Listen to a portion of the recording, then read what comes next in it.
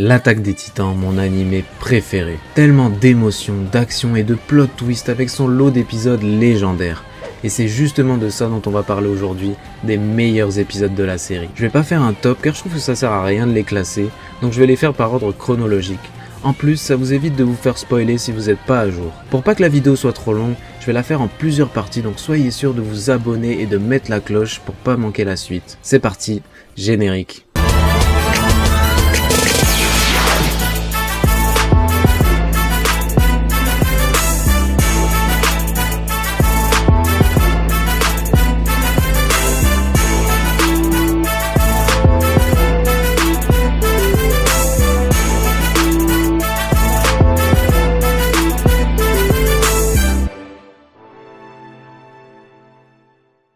Épisode 1, à toi qui vis 2000 ans plus tard.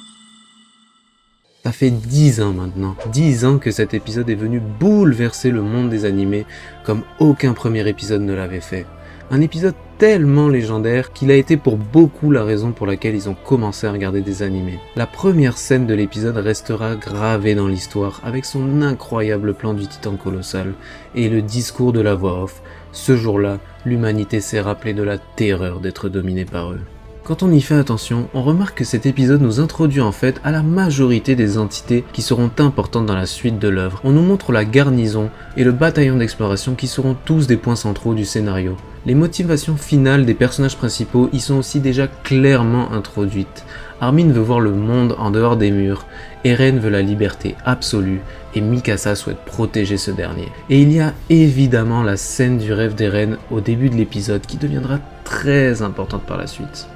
La seconde partie de cet épisode est également un classique avec l'entrée des titans à Shiganshina et la mort iconique de la mère d'Eren qui se fait manger par le titan souriant, point de départ de tous les événements à venir. En plus, l'OST joué à ce moment-là, qui est l'une des meilleures de la série, rend la scène encore plus impactante. Et c'est comme ça que cet épisode a su conquérir. Un début et une fin marquantes avec beaucoup de développement et de foreshadowing entre les deux. C'était donc impossible pour moi de ne pas commencer la vidéo avec lui. Épisode 31, Guerrier. On se souvient tous de cet épisode pour sa seconde moitié et la révélation incroyable qui s'y passe.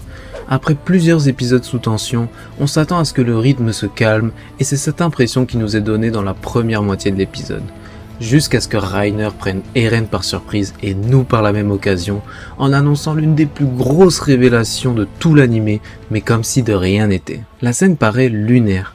Reiner affirme que lui et Bertholdt sont le titan cuirassé et le colossal, mais personne ne semble réagir normalement. Reiner n'a pas de grande conviction en disant cette phrase et Eren, contrairement à d'habitude, reste calme et tente de rationaliser la situation, tandis que le reste du bataillon d'exploration n'y prête même pas attention. Le seul personnage étant surpris est Bertholdt, et c'est lui qui nous fait comprendre que ce que dit Reiner, bien que ce soit totalement incompréhensible à ce moment-là, est la vérité. Honnêtement, si le plan suivant avait été Eren qui se réveille d'un mauvais rêve, ça m'aurait même pas surpris tellement la scène est hors du commun. Mais en fait, et là c'est très bien écrit, tous les membres du bataillon d'exploration qui n'étaient pas coincés dans la forteresse sont déjà au courant. Quand on regarde bien, on voit qu'ils ont tous le regard en coin vers Reiner et Bertholdt. Ils savent très bien ce qui est en train de se passer. Il n'y a que nous qui regardons l'épisode qui n'étions pas déjà sous pression à ce moment-là. Et justement, la cause du changement d'état d'esprit de Reiner qui passe d'expliquer calmement la situation à se transformer, c'est qu'il réalise ça. Lors de la scène où le drapeau tombe, on nous montre bien que tous les personnages ont les yeux rivés sur les deux guerriers, et c'est là que Reiner s'en rend compte. Depuis le début, il avait un coup de retard et il n'y a plus de retour en arrière possible. Il sait que s'il ne combat pas là tout de suite, c'est fini pour lui. C'est d'ailleurs lorsqu'il déclare cette intention que Mikasa agit en conséquence. En plus, les paroles de Reiner et Bertholdt sont truffées d'indices sur la suite du manga et de foreshadowing à tout va. Et la scène de la transformation est juste légendaire. L'OST est parfaite, l'animation est excellente. Que dire de plus ? J'ai également adoré la réaction et la transformation d'Eren. On nous le montre, empli de tristesse, les larmes aux yeux, alors que Reiner le tient fermement dans la main de son titan. La dernière fois qu'Eren a été confronté à une telle situation face à Annie, il était complètement dans le déni et n'a pas pu se résoudre à se battre avant un bon moment. Mais là, contrairement à la dernière fois, il accepte la situation et ne perd pas de temps pour se transformer fou de rage. On voit qu'il a pris en maturité. Ce niveau de complexité entre les personnages dans cette scène est totalement laissé à interprétation. On ne nous dit rien directement, on nous laisse comprendre ce qu'on voit, et c'est pour ça que ça se re-regarde aussi bien, on remarque toujours un nouveau détail. C'est vraiment une masterclass, et c'est pour ça que cet épisode est l'un des meilleurs de SNK. Épisode 54, héroïque. De la dinguerie, juste de la dinguerie en fait. Cet épisode commence par le discours d'Erwin et la charge du bataillon d'exploration vers le titan bestial. Quand on part de là, ça peut que bien se passer. Les visages déformés par la peur, l'horreur d'une mort aussi violente, les cris pour se donner du courage. Ce sera jamais facile à regarder et ça devrait jamais l'être. Cette scène sert vraiment à accumuler la haine qu'on a envers Zeke et pour une bonne raison, pour nous permettre d'apprécier pleinement ce qui arrive juste après. Zeke se fait tellement mêler, arracher, défoncer, exploser. Explosion! Non, franchement c'est trop, il me fait de la peine. Je m'attendais honnêtement à ce que ce soit un combat compliqué pour Levi, et c'est ça qui m'a le plus surpris. Et puis cette animation, non, Wit Studio ils assuraient trop, c'était vraiment des cracks. Regardez ce plan, pas un seul cut.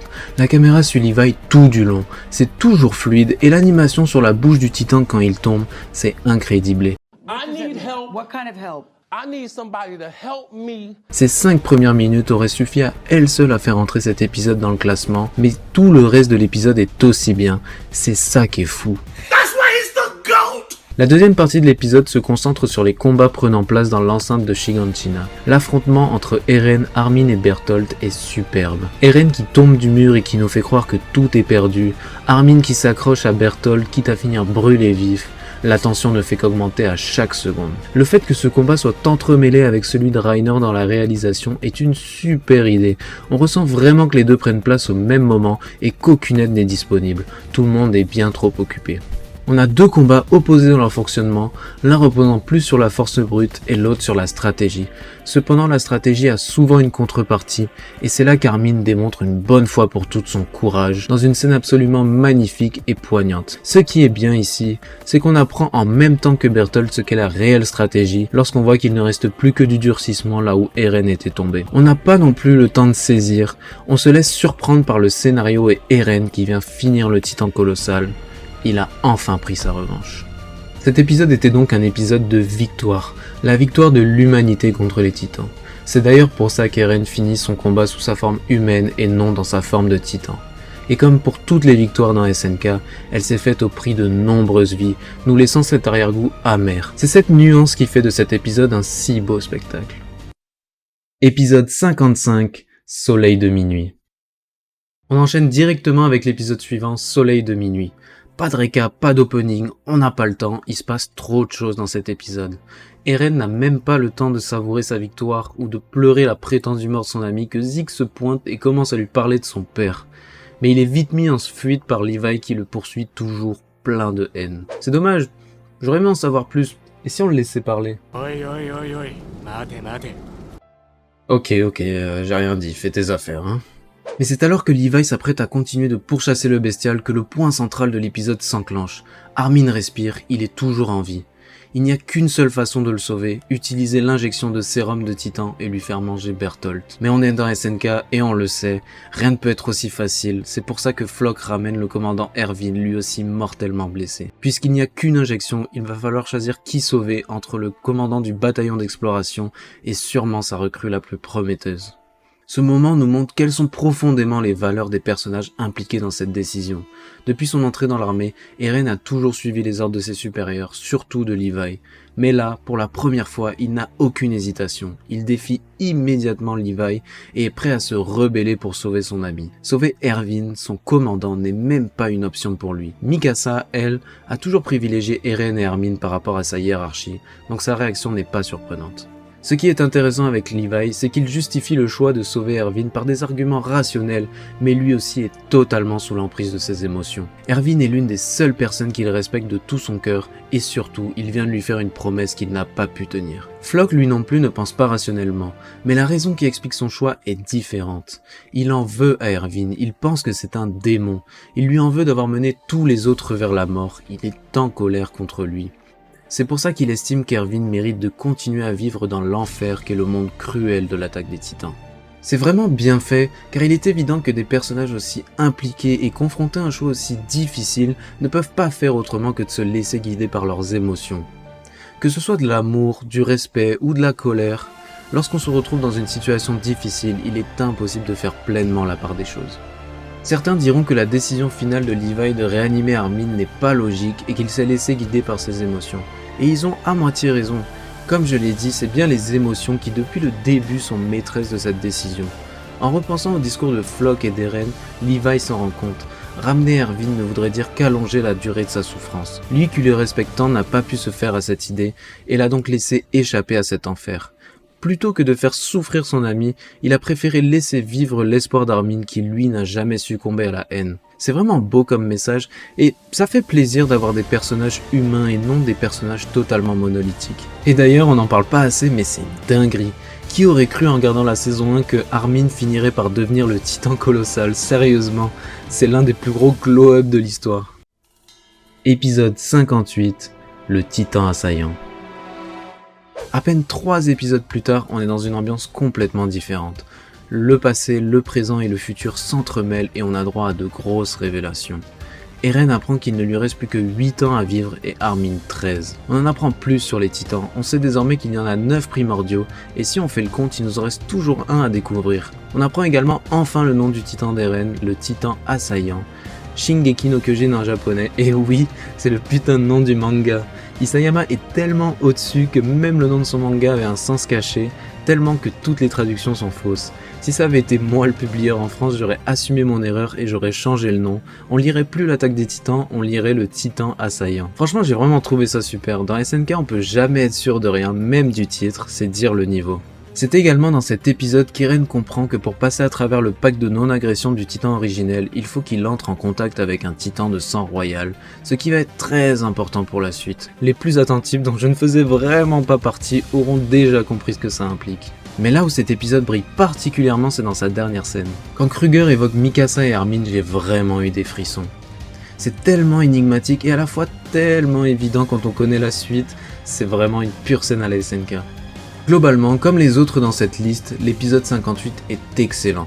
Ce qui m'a poussé à le choisir lui plutôt que l'épisode précédent où l'on découvre le monde extérieur, c'est que là, chaque révélation a une importance cruciale pour la suite des événements. C'est ces éléments-là qui presque à eux seuls vont dicter le scénario de la saison finale, alors que l'épisode précédent se concentre plus sur de l'exposition pure.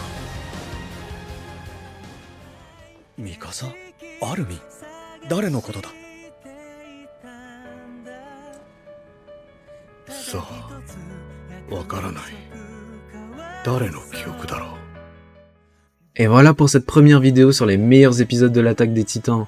Si vous avez aimé la vidéo, n'hésitez pas à mettre un like et surtout abonnez-vous pour voir la prochaine partie. On va enfin parler de la saison 4 et ça va être dingue. Je vole clairement la phrase, mais n'oubliez pas, SNK, c'est la vie.